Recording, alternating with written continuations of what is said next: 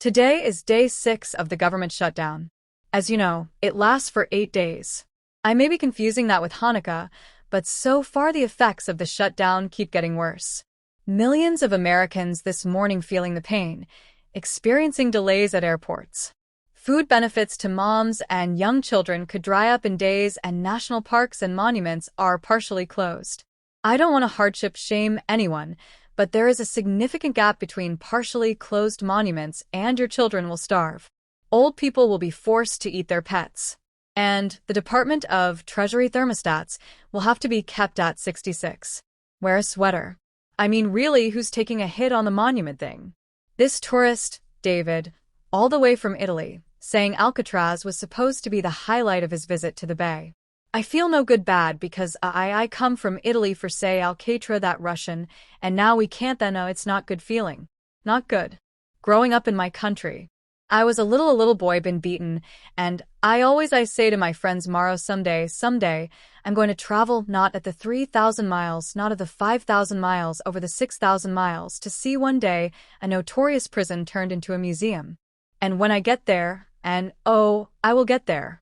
When I get to the senatorious prison, turn a museum on my father's life.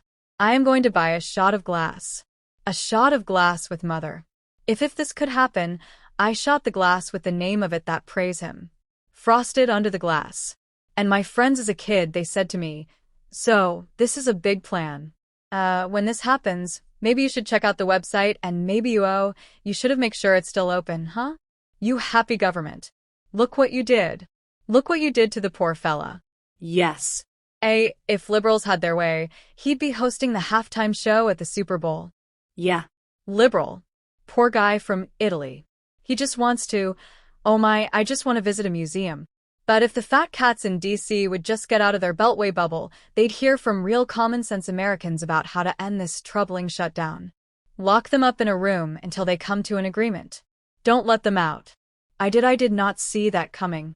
Obviously, the shutdown is personal to Mr. Fester on disability and his hand companion, a data analyst with the Department of Labor Management. Obviously, if the shutdown continues, he will be forced to return to giving hand jobs in truck stop bathrooms. Do not shame sex work. Do not shame sex work. He's going to have a tough enough time at the truck stop. Oh, handy.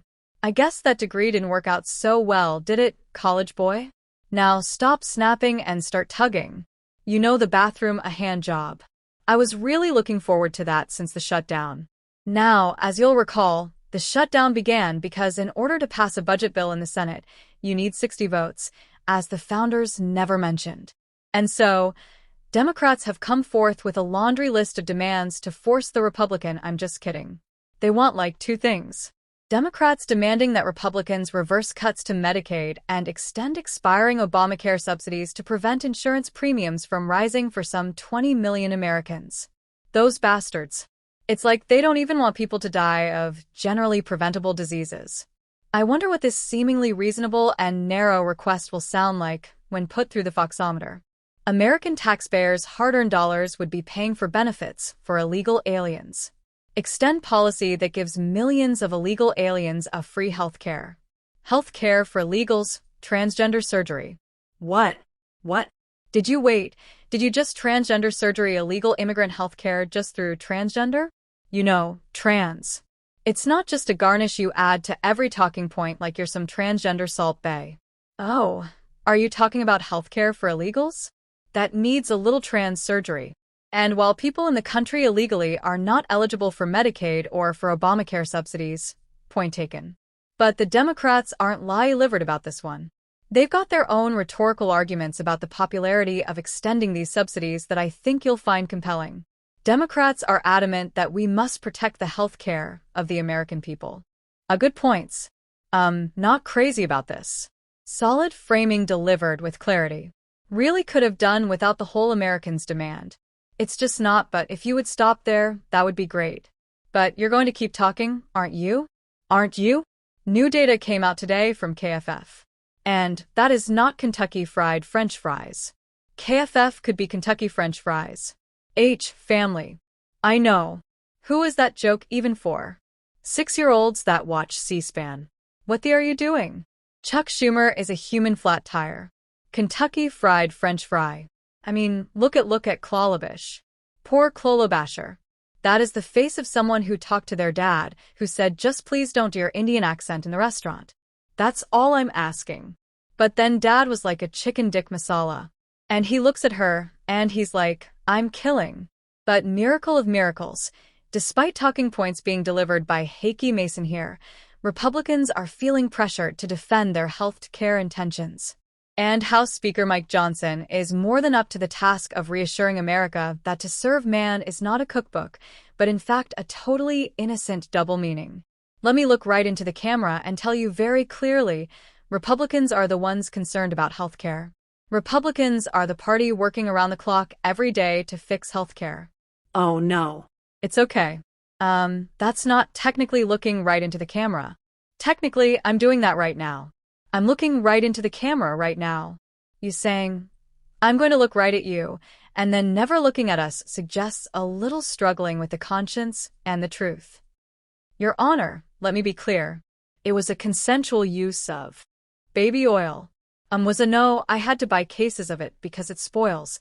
But, Republicans have always been very sincere about being the party of great healthcare. We're going to be submitting in a couple of weeks a health care plan that's going to take the place of the disaster known as Obamacare. Boom. And while that was only 9 years ago, to be fair, when they promised to release their health care plan, they didn't realize how controversial it would be. All right. Back then, he drew kitties on everything. It seems like after 8 long months, the Democrats finally have themselves a specific ask. Finally have themselves a small amount of leverage to accomplish this specific ask, and an ask that is somewhat popular with the American people, which means clearly this is a mistake. I call upon my colleagues in the Republican Party to explain why. I think Mr. Schumer made a mistake. I think he marched his troops up into a box canyon. I don't know what that means. Yes. Is Charles Schumer shrewdly protecting healthcare premiums, or is he Custer at his last stand? Any whimsical folksy, but not massacre folksy?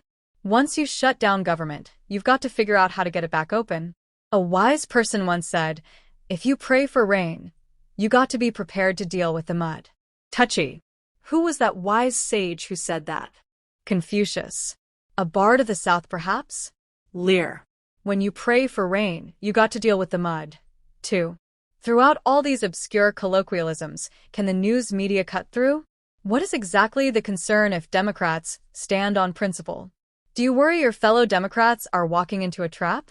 Democrats just marched into a shutdown trap. I think they walked into a trap. Stepping into a trap. Straight into a trap. It's a trap. I have to come clean about something. I added that last clip in there. Let me say this, and I mean this sincerely. Adding it's a trap is probably not fair to the media or to the larger discussion of our troubled health care system. But mostly I believe adding that clip isn't fair to Admiral Akbar. Admiral Akbar served this galaxy with distinction. He does not deserve to have such a distinguished career reduced to one catchphrase or a flippant punchline. Gal Akbar rose from the hard Scrabble backwaters of Coral Depth City to lead the Man Calamarians in rebellion against the Empire. A perilous and fraught journey where Akbar once had to escape capture during the Khor insurgency to lead his forces to the decisive victory at the storied Battle of Jakku. A hero like that deserves to be remembered for his accomplishments, for his bravery, for his service, and for his sacrifice. And by the way, all of that information was brought to you by You're Never Getting Laid. Yes, you're never getting laid. If you recognize any of that I just talked about, you're never getting laid. And if you think learning any of that information about Admiral Akbar will get you laid, it's a trap. Exactly. Today's episode is like 4 one-man shows. By the way, we didn't even def. What is the trap the Democrats have walked themselves into? President Trump warning mass layoffs of federal workers are coming. We'd be laying off a lot of people that are going to be very affected. And the Democrats, they're going to be Democrats. A lot of good can come down from shutdowns. We can get rid of a lot of things that we didn't want, and they'd be Democrat things. Trump writing, I can't believe the radical left Democrats gave me this unprecedented opportunity. Oh. So the trap is if the Democrats shut down the government, Donald Trump takes advantage of a situation and begins to, I don't know, trim programs Democrats care about. Or maybe Donald Trump might let go of some federal workers. Or Donald Trump might eliminate funding, but only for blue states.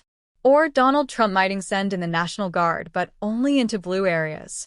In other words, to continue doing all the Trump has not needed any provocation or pretense or reason to already have been doing. Lo, these past God, it feels like 80 years. And yet somehow the Republicans have the balls to continue to insist that the secondhand urine on our legs is rain.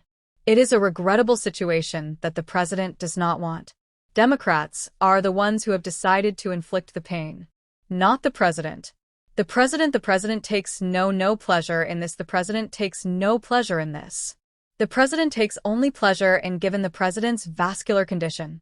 This might be the only thing keeping him hard. I swear to you, his catchphrase was literally, "You're fired." His only reason for getting up in the morning is vengeance. Trump has been steamrolling over the Democrats and the law so consistently since day one of the presidency, the nation's pundits and legal experts are running out of ways to describe it. The legality of this is very much unclear. Some sort of legal gray area.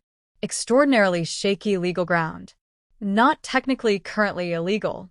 There's a lot of a questionable legality, considered by legal experts to be legally dubious.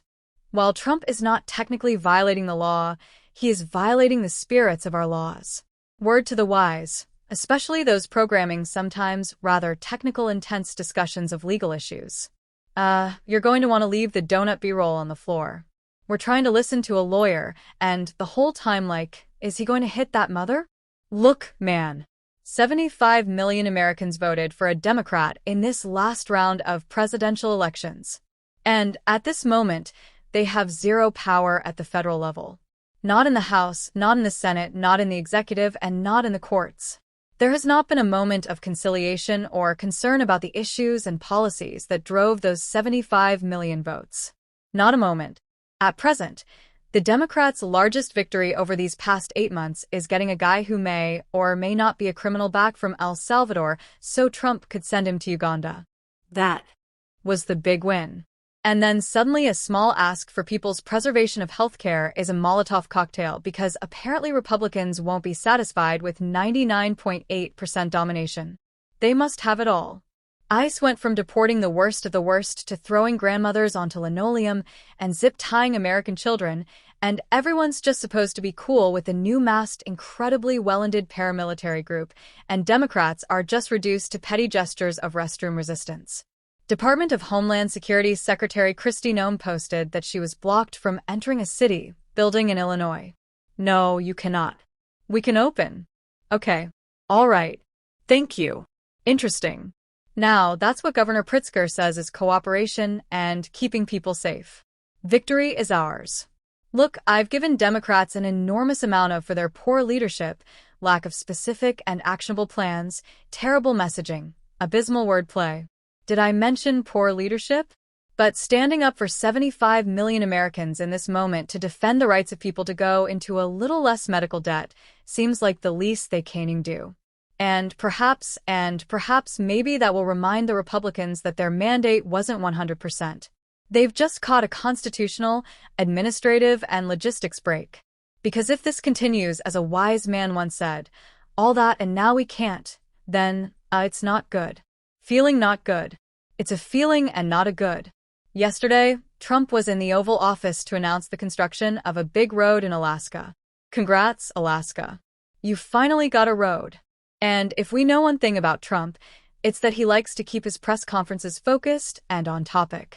So, let's hear what he has to say about this cool road. I want to be good because you want to prove to God that you're good. So, you go to that next step, right? So, that's very important to me. Trump, are you sick? I mean, aside from all the visible signs that your body is falling apart, are you sick or something? Like, we should take a second here, 'cause this is the first time I've seen Trump be humble about anything. Like, normally he'd be like, heaven's begging me to come. I'm only staying alive to play hard to get.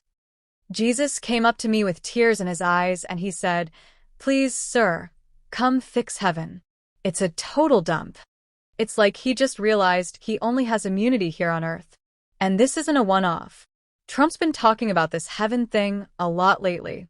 If you're not a believer and you believe you go nowhere, what's the reason to be good? Really, there has to be some kind of a report card up there someplace, like let's go to heaven. Let's get into heaven. I want to try and get to heaven if possible. I'm hearing I'm not doing well. I really hit the bottom of the totem, bro. Oh, man. This is such a bleak and completely accurate view of his chances in heaven. I will say, though, you never want to see the guy who's supposed to keep you healthy and safe talk about dying. Like he's supposed to be leading you. You never want to hear a pilot over the system be like, "Oh, I just can't wait to get into heaven." Like, can we get to Pittsburgh first? And look, I don't know, man. Heaven is tough to get into. Like, I don't want to throw cold water on your hopes and dreams, but you might want to think about trying to get into like a safety heaven, like whatever SUNY Albany of heaven is up there. You know what I mean? Like, apply there, 'Cause the truth is there's probably a good reason for Trump to worry about getting into heaven, Is it? Yep. That too. I mean, that wasn't even the first thing I thought of. Crazy how many things there are.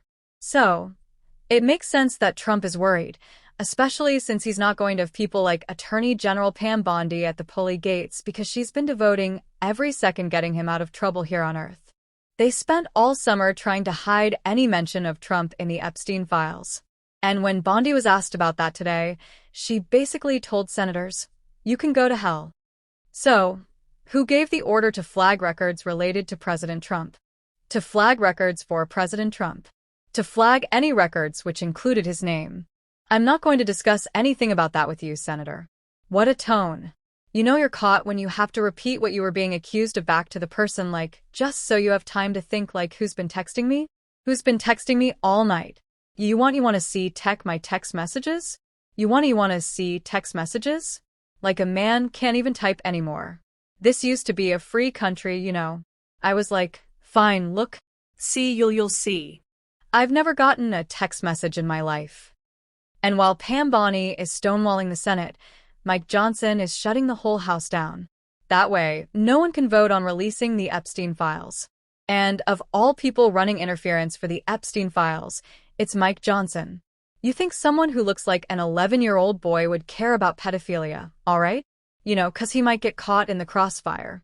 If you're someone who still has to say, "Put me down. I'm a grown man," then you should be fighting to release the Epstein files.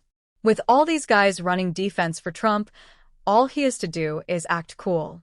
If you get a question, don't freak out, and then just act natural. The Supreme Court is back in session. They rejected today an appeal by Ghislaine Maxwell to overturn her conviction. That means her only chance at getting out of prison is a pardon from you. Is that something you're open to doing? Talking about Ghislaine Maxwell. I haven't heard the name in so long. I said act natural. I haven't heard the name in so long. She's not asking you about the Bogeymen. You're over here being like, who? Who? And look, maybe I'm not being fair. How long has it been since you last heard her name? Years. Did you personally approve the prison transfer for Ghislaine Maxwell that your Justice Department? I didn't know about it at all. No, I read about it just like you did. Pardon for who? For Ghislaine Maxwell. Well, I'm allowed to give her a pardon. Would you consider a pardon or a commutation for Ghislaine Maxwell if something I haven't thought about?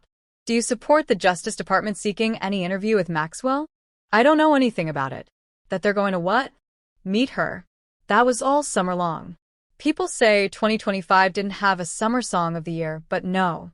The song of the summer was the reporters asking Donald Trump about Ghislaine Maxwell. If it was eligible, it would have been #1 on Billboard. But okay, take a breath. First thing wasn't great. You can fix it. All right. They ask you if you're going to pardon her. You barely remember her, right? You don't know her and you're trying to get into heaven, buddy. Remember, that's the plan. That's the journey you're on. You're trying to get into heaven and you don't even really know this lady. So, you're obviously not even going to consider pardoning her. Well, I'll take a look at it. But you're considering I will speak to the DJ. I wouldn't consider it or not consider. I don't know anything about it. So far, I will speak to the DA. Why would she be? But she was convicted of child sex trafficking. Yeah. I'm going to have to take a look at it. Hey, man. Hey. Hey. Maybe when you hear the words child sex trafficking, the next thing you say shouldn't be, I'm going to look at it. All right. The only way to phrase that worse is now I got to see this. But okay. All right. None of that went well. None of that was ideal. But you can do what you do best and throw a distraction in there. Change the topic away from pardoning sex criminals. I have a lot of people who have asked me for pardons. I call him Puff Daddy. Has asked me for a pardon. Wait, so you don't remember Galine, but you remember that we used to call Diddy Puff Daddy. That was 9 names ago. He put brother in it at one point. All you had to do was mention someone else who was not convicted of sex crimes, which is most people, and you chose Diddy. And I want to remind everyone, we were gathered here to talk about a road in Alaska. I know the government is technically shut down, but that doesn't mean everything is shut down. Rest assured, friends, our politicians are still working hard to make sure the important stuff is getting done.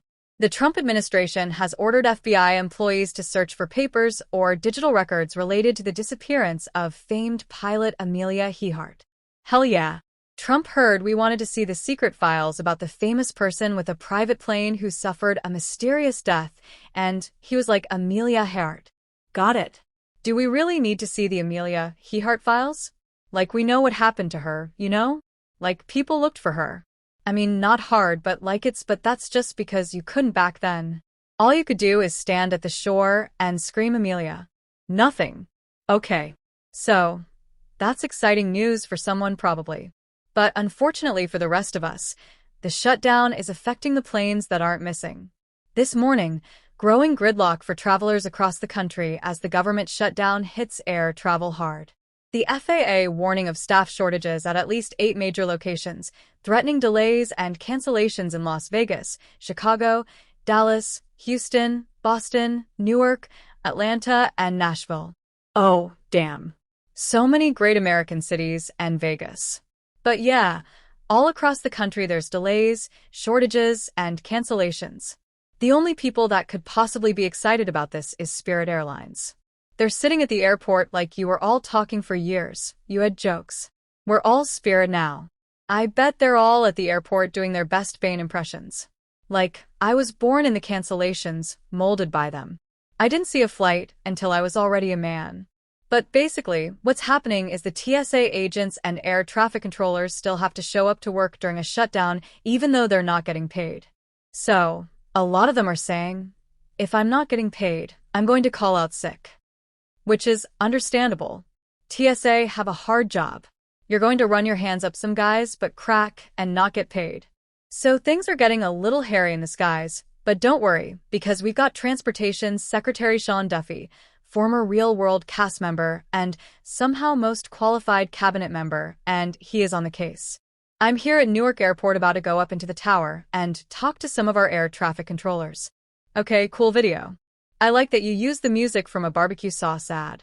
All right, but surely you aren't going to go up there into the tower and bother the air traffic controllers while they're working. How does the shutdown impact controllers and towers like this, not just in New York, but around the country? I think the biggest thing is, it's just a distraction that we don't need. Yeah. If there's one thing I don't need in a job like this, it's a distraction. The only thing more distracting than a shutdown would be if my boss showed up with a camera crew and made me do an interview facing away from the windows while I'm trying to land planes. But anyway, I interrupted you, Sean Duffy. You were trying to give these air traffic controllers a morale boost. I have a wife that doesn't work, 2 kids at home. If I don't get a paycheck here in a couple of weeks, No, I still have to provide for them. So, it's not something that I want to have to be thinking about. Mortgage, car payments, utility bills, food, all issues. I'm a working guy just like you are, not helping. All right. Damn Duffy. He knows what bills he has to pay. You don't need to make a whole Destiny's Child song about it. He's up there like, you got your mortgage, your car payment, your roof needs to be replaced. Man, I'd be stressed if I was you. Plus, your wife is home alone all day. You don't know who she's banging. But you know what? Whether it's a distraction or not, I'm glad Sean Duffy is talking to them about their problems. It's a quick and direct response that shows no matter what happens, President Trump is not going to let this shutdown stop him from showing how much he cares about the health and well-being of the federal workers. President Trump has already threatened to fire federal workers.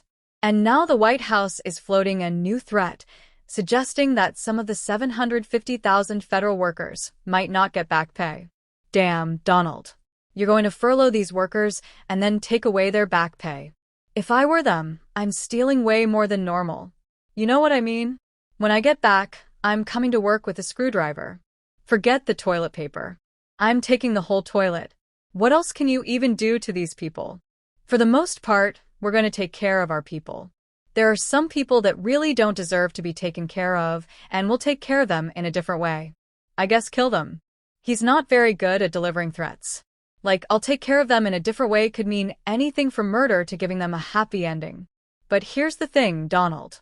Are you sure you want to be piling more stress on air traffic controllers because they were already air traffic controllers? That job is like juggling and playing Russian roulette at the same time. I don't think they can handle not getting back pay.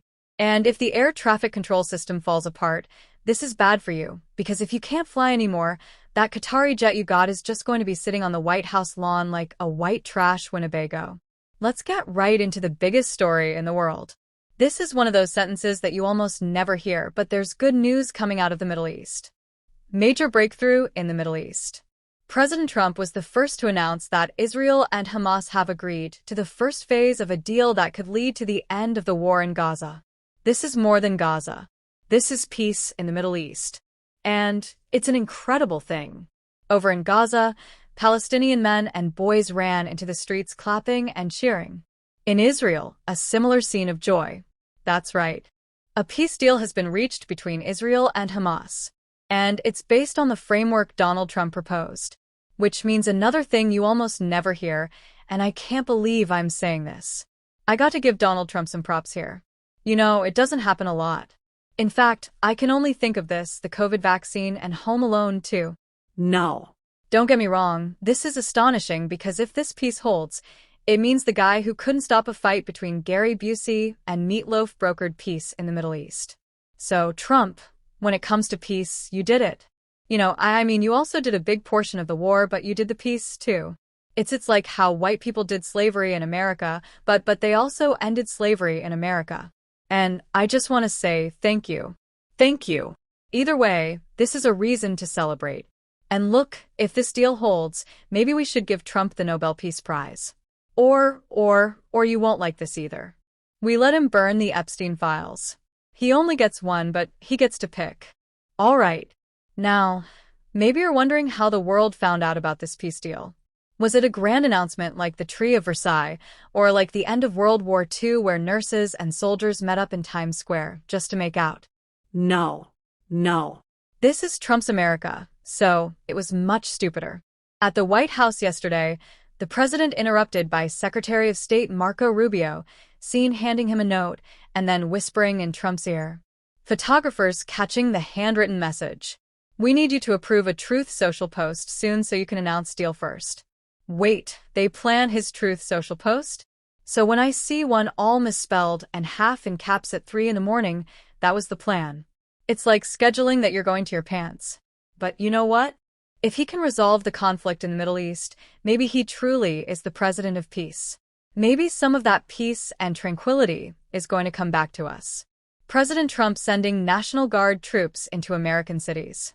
Trump is insisting that troops are needed in cities like Chicago, Memphis, and Portland. We have an insurrection act for a reason. Damn. This feels like he made peace abroad just so he could bring everybody back to whoop-ass here. I mean, a president hasn't invoked the Insurrection Act since the LA riots, which for Trump is actually a surprisingly recent president. Usually, he's invoking something that hasn't been used in 300 years, like the anti-witch you can toss off a cliff out of 1692. But what's happening in Portland that requires Trump to send troops in? Well, Trump held a big meeting yesterday to explain why. It should be clear to all Americans that we have a very serious left-wing terror threat in our country. Radicals associated with the domestic terror group, Antifa. That's who you're declaring a domestic terrorist organization. That's tricky because while there are people who identify as Antifa, it isn't really an official group. They don't even have a website. Like my cousin's baby has its own website, and that's an ugly baby. Its voice changed in the womb. You put your ear to his mom's stomach and you just heard, "I'm coming." So, no website, no brick-and-mortar store. So, if you're sending troops to Portland, how sophisticated could Antifa be? This network of Antifa is just as sophisticated as MS-13, as TDA, as ISIS, as Hezbollah, as Hamas, as all of them. Wait, what? And they're here. She made Antifa feel like the Power Rangers of terrorism. Like they got some of everybody. They got MS-13, ISIS. They got letters, numbers, Hezbollah, Hamas. I don't know what TDA is, but they got some of that, too. Okay, Christine Nome, your Homeland Security. You got to get out there to Portland and take care of business. Christine M. went on the roof of the ICE building to survey the scene. Okay. That doesn't look that scary, but you have to remember how scary it is for her to encounter a farm animal when she's unarmed. But you know these cities, they look innocent during the day. I bet you that was just the Antifa that doesn't have jobs. All right.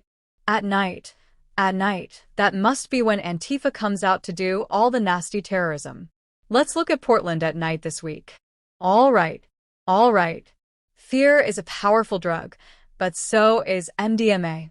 Listen, Trump, I'm trying to be an ally, but right now I don't really see dangerous criminals. I just see virgins. All right? And I'm not sure we need the military for that because everything that they claim is happening in Portland, it's all happening on one city block in front of one ICE building. The rest of the city is completely normal. I mean, it's still Portland. So it's normal, but it's like Portland normal. You know what I mean? Like there will be a naked guy with a handlebar mustache riding a unicycle down the street, but that's supposed to be happening. All right. So far, all I've seen is a guy in a chicken suit and episode of Barney. All right, but maybe there's something I'm missing. The amazing thing is you look at Portland and you see fires all over the place. It's like other movies where you have these bombed out cities. I don't know what could be worse than Portland. You don't even have stores anymore. There are no stores in Portland. You're telling me if I type stores in Portland into Google Maps, it'll just be like, nah, no. This is one of those store cities. Nah, we not doing that nasty stuff over here. Okay. Also, not having stores isn't exactly the worst thing about a war zone. No one was looking at Hiroshima like, the devastation was incredible. Not a single Bob's Discount furniture left standing. But here's the thing, Trump. I don't think the situation in Portland is a 5-alarm DEFCON 1 bust out the windows type of emergency. And I don't think you think that either because this whole meeting where you're talking about how dangerous Antifa is, you all look bored as hell. Trump is falling asleep. Pam Bondi got to tilt her neck up to stay awake. Stephen Miller is yawning. The most radical person in the cabinet looked like he drank. He looks like he's sitting at a piano recital after his kid finished. Also, you would think that if we're all about to die, Antif would be the only network on your mind. ABC is terrible. NBC is terrible. MSNBC is dying and CNN is dying like a dog. MSNBC is sick. They're sick. I would say CNN is not quite as bad as MS. Poor CNN. That's so pathetic. Beautiful black women are wearing a MAGA hat last night on television. Come on, guys. All right. The plan is to scare people about Antifa. You're not going to do that if you keep trailing off about hot black women you remember. All right. So, look, I'm not saying that there's no such thing as Antifa, but I look at Antifa the way I look at Bigfoot. It's big, scary, and tearing up the Pacific Northwest. But all we ever hear about is what the people who believe in it think is happening.